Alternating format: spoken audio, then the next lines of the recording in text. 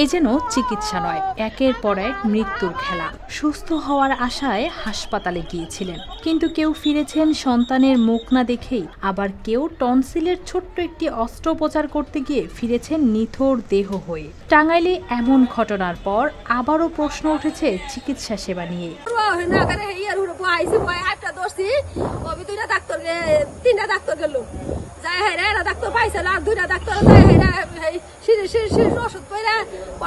আমি দাদি আমার গাও দিব, আমি ডরাই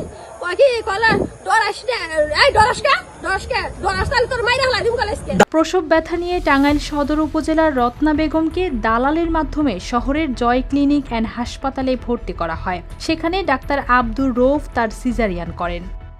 আগে থেকে ব্যথা ছিল, সেইখানে আসছে, আমরা দেখলাম যে তার পানি নাই, পানি ভেঙে গেছে, তারপরে আমরা সিজার করছি।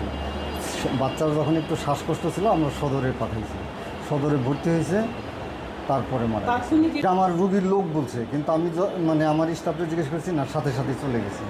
স্বজনরা বলছেন অস্ত্রোপচারের পর একটি শিশুর জন্ম হলেও ভুল চিকিৎসার অভিযোগে শিশুটির মৃত্যু হয়। এরপর রত্না বেগমও মারা যান। আমি সাথে সাথে ডাক্তারের কাছে গেছি, ডাক্তার বলতেছে ভাই এটা তো হলুদ হয়ে গেছে, নীল হয়ে গেছে, ভাই আর সম্ভব না।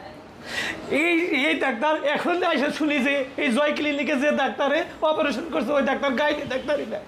দেখেন আমরা কোনো গার্জেন আসি না এই জায়গায় কিভাবে যে ডাক্তার গাইনি ডাক্তার না, ওই ডাক্তার কেমন করে অপারেশন করে। একই রাতে জেলার ধনবাড়ী উপজেলায় ঘটে আরেকটি ঘটনা। টনসিলের অস্ত্রোপচারের জন্য আল-মদিনা হাসপাতালে ভর্তি করা হয় 9 বছর বয়সী চাঁদনীকে। স্বজনরা জানান অস্ত্রোপচারের সময় ইনজেকশন দেওয়ার পরই শিশুটি মারা যায়। 13,000 টাকায় হাসপাতালের সঙ্গে চুক্তি হয়েছিল। ঘটনার পর চিকিৎসক ও হাসপাতালের সংশ্লিষ্টরা সেখান থেকে চলে যান বলেও অভিযোগ উঠেছে।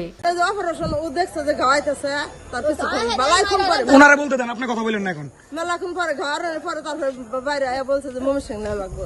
তারপর আমরা হেমন্তের কাছে কথা যে কি না কি হলো, তারপরে সঙ্গে যে পাতালি কলেজ করে মরান নেলা অ্যাম্বুলেন্স ডাইকে কলেজ তাড়াতাড়ি মমি সিং নিয়ে যায়। মমি সিং তুলে নিয়ে গেছে। আমি গাড়ির মধ্যে উঠে বাচ্চার হাত ধরছি, পা ধরছি, মানে ঠান্ডা মুখের নিঃশ্বাসের দেখে নাকি তারপর প্রস্তাব করে দিছে। জয় ক্লিনিকের মালিক বলেন রত্না বেগমকে ওই চিকিৎসকই ভর্তি করেছিলেন। তার সার্জারির সনদ না থাকলেও তিনি অস্ত্রোপচার করেন। এখানে কাউন্টারে আমার ম্যানেজার অথবা আমার কাছে কারোর কাছে কথা না বলে ওনাদের চয়েস, ওনাকে ব্যক্তিগতভাবে দেখান, ব্যক্তিগতভাবে ওনাকে দিয়ে সিজার করানোর ডিসিশন নিয়ে আসছে। কন্টিনিউ ওনাকেই দেখাইছে। উনি রুগীর লোক তখন আমার সাথে বা ম্যানেজারের সাথে কারোর সাথে যোগাযোগ করেনি। সে ডাক্তার নিজেরাই চয়েস করে তাদেরকে সিজার করার জন্য করেছে। জেলা স্বাস্থ্য বিভাগ বলছে অনেক ঘটনায় লিখিত অভিযোগ না পাওয়ায় আইনগত ব্যবস্থা নেওয়া সম্ভব হয় না। এটা আসলে ওই যে মিডিয়াতে দেখে, আপনাদের ধরেন ফেসবুক মিডিয়াতে দেখে এর আগেও আমরা কিছু তদন্ত করতে গেছি, কিন্তু অভিযোগকারী না থাকলে এটা আসলে এটা কি হয়ে যায়, মানে যে তদন্ত করলে দুইটা পার্টি দরকার না, যে এগেইনস্টে কি ওই এগেইনস্টে করে লোক পাওয়া যায় না, কেমনে ওদের সাথে হয়তো ম্যানেজ হয়ে যায়। আচ্ছা, এখন যদি কেউ লিখিত একটা অভিযোগ করে তাহলে আমাদের জন্য সুবিধা হয়। একের পর এক এমন ঘটনায় অবৈধ ক্লিনিকের বিরুদ্ধে কঠোর ব্যবস্থা ও দায়ীদের বিচারের দাবি জানিয়েছেন ভুক্তভোগী পরিবার ও সচেতন মহল। News desk, RTV।